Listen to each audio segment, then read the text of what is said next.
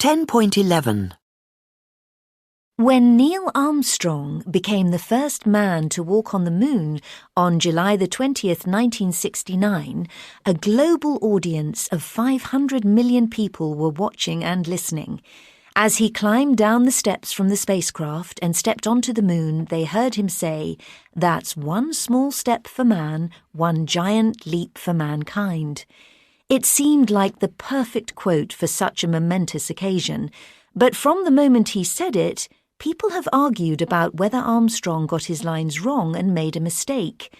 James, tell us about it. Well, Armstrong always said that he wrote those words himself, which became some of the most famous and memorable words in history, during the time between landing on the moon and actually stepping out of the capsule onto the moon. That was nearly 7 hours. And so what is the controversy about what Armstrong said when he stepped down the ladder onto the moon?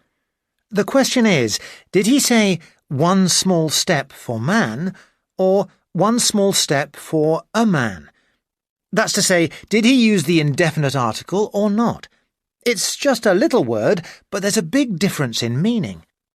Armstrong always insisted that he wrote one small step for a man, one giant leap for mankind. Of course, this would have been a meaningful sentence.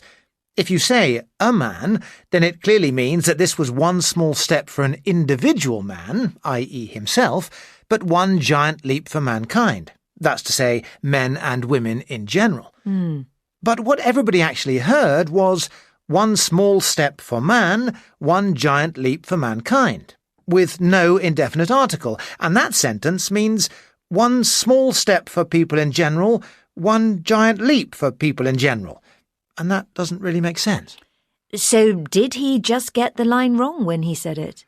Well, Armstrong himself was never sure if he actually said what he wrote. In his biography, First Man, he told the author, James Hansen, "I must admit that it doesn't sound like the word is there.